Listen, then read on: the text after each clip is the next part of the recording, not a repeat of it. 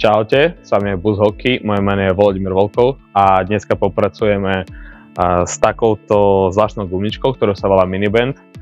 Viete si ju kúpiť naozaj v hociakom obchode športových pomôciek. Stojí to možno pár eur, takže to naozaj nie je drahé, ale s týmto naozaj viete spraviť veľa. Viete s ňou posilovať, viete s ňou sa rozcvičovať. Naozaj pre mňa to je jedna z hlavných pomôciek, ktorú vždy so sebou mám v hokejovej taške. Pred každým zápasom veľmi dobre pomáha aktivovať svaly naozaj celého tela, pripraviť mňa, takže to je naozaj niečo, čo potrebuje a nestojí to veľa, ako už som spomenul. Takže dneska naozaj sa budeme zamerovať najviac na nohy, teda posilovanie noh, začneme z nejakej aktivácii a budeme ďalej sa posúvať k možno trošku, nepovedal by som, že ťažším, ale komplikovanejším cvičeniem, ale všetko to dá sa zvládnuť a naozaj dá to vám tú výhodu oproti ostatným hráčom na ľade. Dobre, takže jak som povedal, začneme úplne jednoduchým. Takže dáte túto gumičku. Oni bývajú rôznej ináč ťažkosti, táto je akože heavy, že akože trošku ťažšia, ale naozaj viete si vybrať podľa seba alebo kúpiť celý komplet a máte tam všetko v ňom. Dobre, takže aby vám bolo lepšie vidieť, takže začneme asi tuto. A naozaj len takéto rozcvičenie, že pôjdete do hokejového postavenia na široko a idete vpred. Naozaj vy môžete ísť trošku dlhšie, ale ja, aby som zostal stále v kamere, pôjdem len takto. A spravíte možno takýchto len pár sérií na rozcvičenie. Popri tom máte cítiť tieto zadné svaly, aktiváciu. Sa otočíte takto bokom a idete to isté bokom. A späť. Vždy ste v hokejovom postavení. Takto. A späť.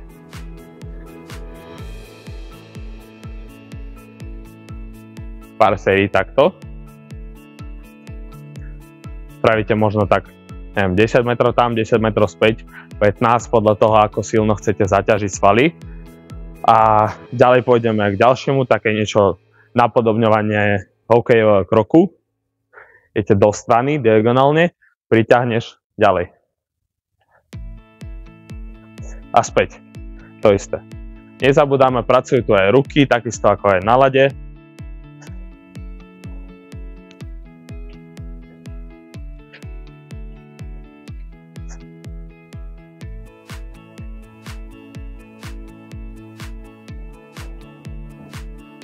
Dobre, máte.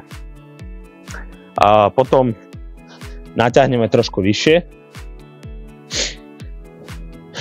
A záleží, ako máte gumičku, zase akej máte ťažkosti, buď nad koleno alebo pod koleno. A tuto. Stavím takto. Postavíte sa len v statickej polohe a idete to, nad čím je dôležité pracovať aj každému športovcu, ale aj hokejistov, samozrejme, idete vnútra a von. Najprv jednou nohou, potom ten istý pohyb druhou, možno nejakých 5, 7, 10 opakovaní toho, čo chcete sa rozcvičiť alebo zacvičiť. Naozaj tu cítite tieto priťahovače, aj trieslá. To naozaj dobrá aktivácia aj prevencia pred zraneniami. A potom môžete aj obidvoma. Dobre. Potom zostanete v podstate v takej istej polohe, zase pôjdete v hokejové. A tu trošku pracuje aj core, ale zase ten dôležitý pohyb, ktorý používate napríklad aj na ľade pri mohavku, aby ste necítili žiaden diskomfort v priťahovačoch, zase trieslách. Veľmi dôležité svaly pre športovca. A idete otačanie tela, trupu. Zase telo zostáva stabilne dopredu, otačame len nohu, aj s pohybom rúk dozadu. Zase nemusí to byť žiadne ťažký miniband, aby ste akože cítili v tom najprv komfort, potom pomaličky môžete akože pridávať, ale aby ten pohyb bol naozaj správny, aby vám Toto dôležité veľmi, že toto koleno nemôže vám behať dnu. Toto vám sa nemôže stať ani pri korčulovaní na ľade, snáď to viete, ale ani popri cvičení na suchu, lebo to je, môže potom to mať nejaký vplyv na zranenie a je to naozaj v tejto pozície koleno má veľmi veľkú záťaž. V tejto zase je v správnej polohe a je to takisto aj príprava na ľad. Takže idete to isto aj druhou nohou.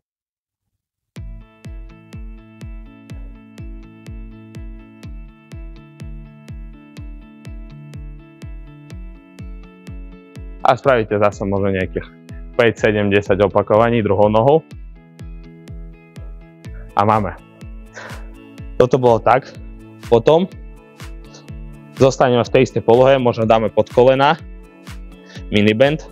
Ste videli, že dá sa naozaj aj tak. A idete hlboký drep, dole, hore. Zase veľmi dôležité je to, aby kolena išli do stran, akoby od seba, akože outside, takisto ako v podstate aj na ľade zase, lebo nemôžete drepovať takto, to není správne, to je záťaž na kolena, zase zranenia a tak ďalej a nedáte do toho žiadnu teda silu noh. Takže zase, ako vidíte, do strán kolena a idete. A viac to vás to bude zaťažovať samozrejme svaly, lebo máte tam mini bend, než pri obyčajnom drepe. Zase dole, hore.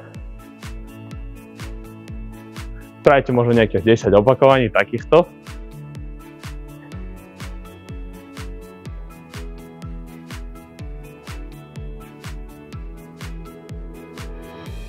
Zase nikam sa neponáhľame, musíme precítiť každý sval.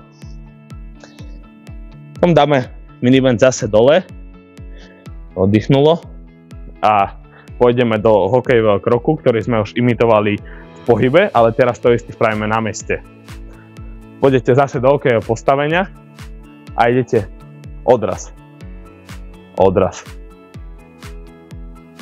Keby ste imitovali korčulovanie.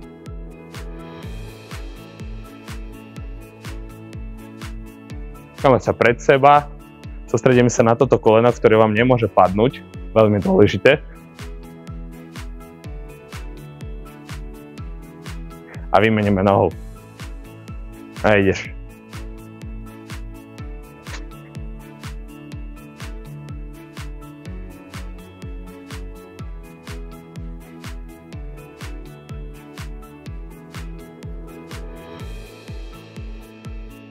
A stačí.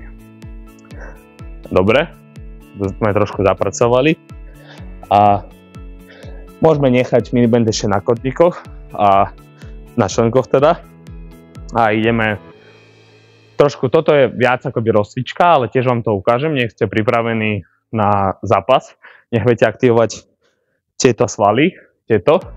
Nebudem hovoriť, že to je akože must have, ale ja to využívam, napríklad a veľmi mi to pomáha, že trošku len sa postavíte na jednu nohu a idete len takéto pohyby dopredu.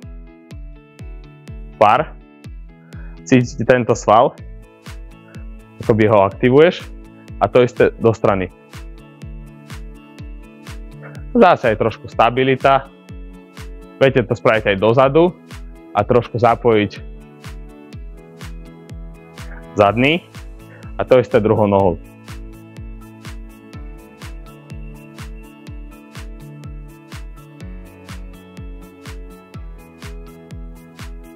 Dobre. Dáš miniband sem na členky a ideš teda takéto príťahy. Takisto tieto svaly je veľmi dôležité, ale nebudete naozaj s ním mať problémy, keď budete robiť prevenčné cvičenie, poriadnu rozcvičku a aktiváciu. A vymenieš druhú nohu.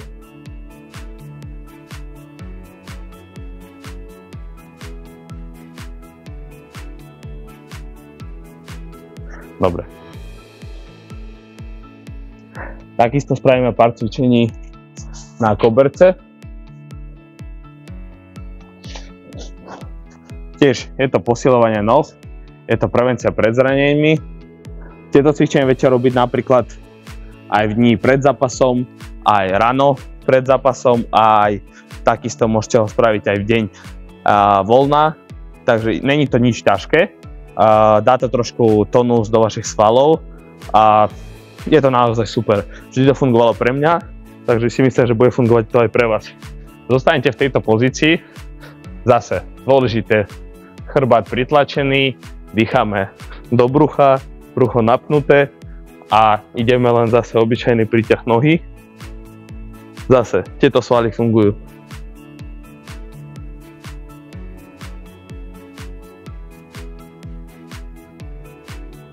Pomaly precítime, budeme trošku sekundu podržať v tejto pozícii. A druhá noha.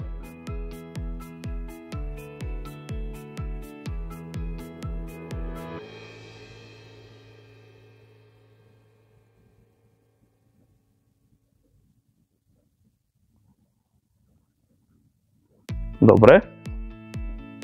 Dáme mini bend trošku vyššie. Toto viete robiť aj s medicínbálom, ale aj s mini bendom. Ukážem vám to. Zostane tuto a idete obyčajný most, ktorý robíte, akoby hip thrust na obidvoch nohách hore. A popri tom zase koleno nám nesmie padnúť dnu, takže koleno tlačíme od seba. Veľmi dôležité svaly, ktoré využívate na ľade. To všetky zadné, aj hamstring a samozrejme aj svaly. A potom môžete to trošku si sťažiť tým, že pôjdete na päty a zase to isté.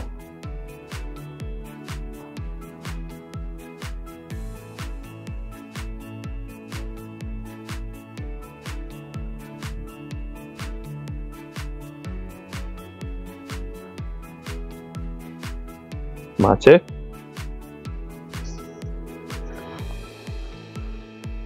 Dobre. Dáme miniband dole. No, takže dneska sme sa pozreli, čo vieme spraviť, aké cvičenie vieme spraviť teda s minibandom, čo sa týka noh. Takisto budete robiť s ním aktiváciu aj na ruky, na celé telo, na core, čo je veľmi dôležité. To vám ukážeme možno nejakých už ďalších videách. Naozaj túto pomôcku vám radím kúpiť, nestojí veľa, stojí pár eur, budeme ju využívať naozaj často a veľmi vám to pomôže.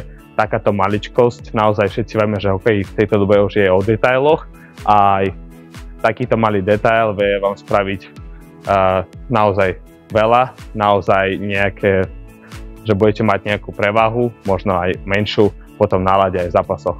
S vami dneska bol Hokej Boost a ďakujem za tréning.